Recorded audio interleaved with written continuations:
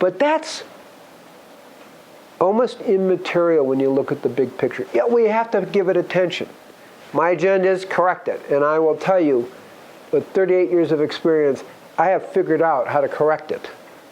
Okay, and so the people who really very intelligently, thoughtfully go with my plan, I don't think my plan's the only plan, but I'm saying you could make a plant source only diet work.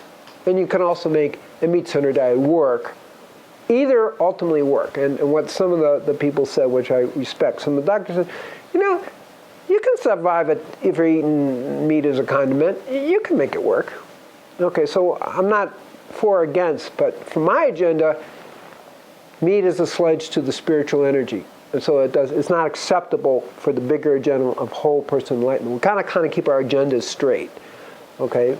So you can get away with that. Now, people saying, what? You're compromising. I'm not compromising. I'm being scientifically realistic. Science has to be respected in this.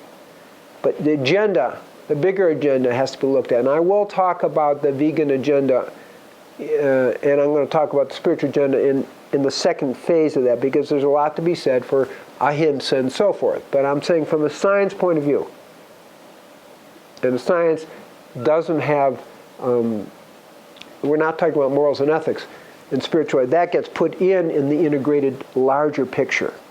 I'll kind of think that way, and then we can have a serious thing.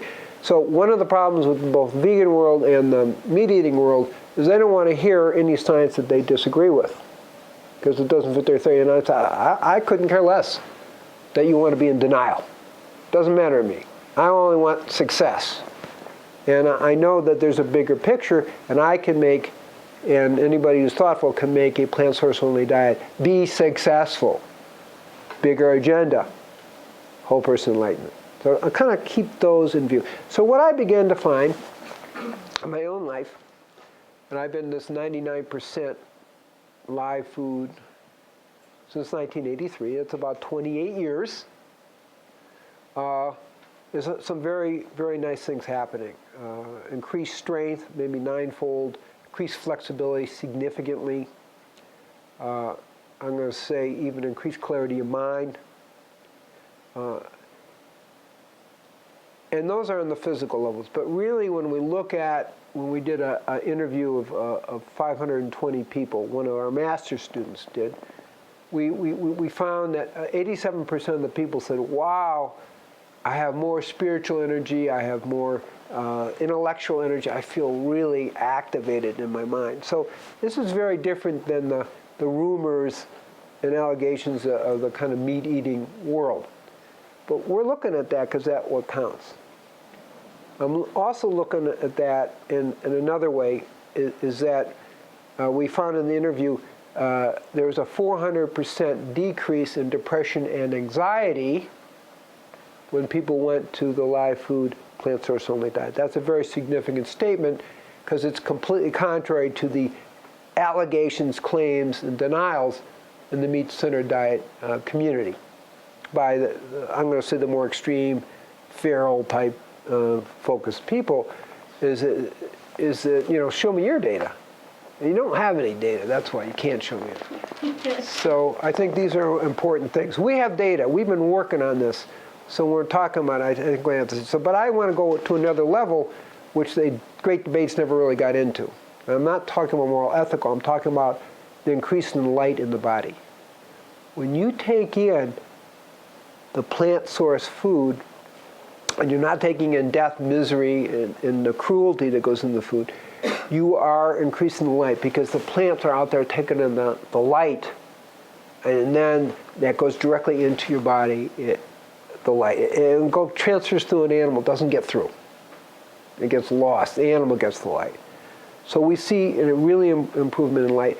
And literally, again, people make claims, but I take Joanna Bugwood, who has 8 degrees, PhDs, M.D., and so forth. And when she did research on cancer, she found that when you get flaxseed oil to people, which was good for treating cancer, the flaxseed has these triple bonds, triple carbon-carbon bonds.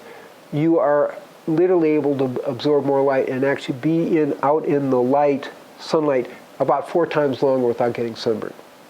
I thought that was interesting.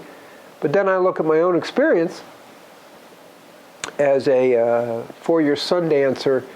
I found that I was out there, white skin and all, out there from sunrise to sunset for the Eagle Dance, where nobody else could do that, and I didn't get sunburned.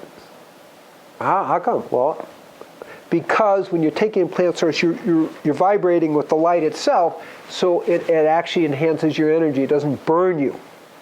If you aren't, being filled with the light from the live foods, your body can't do that as well. So I saw people, obviously Native Americans with dark skin, but even black people, getting sunburned. I'm not getting sunburned. I think that's very interesting. It's not, and I'm surprised that there's one of the feral diet people like claiming that you can be more out in the sun. I just don't believe it. It could be. Show me some research. We have the research showing, and we have the theory, and we have the biochemistry, which kind of makes you understand why, if you're live food, you're going to reverberate with the light and not get burnt. We have Joe Anna Budward's work, who's got all these degrees, and I'm going to take that over anybody who doesn't have actually a medical degree or really a PhD or anything, and is just speaking.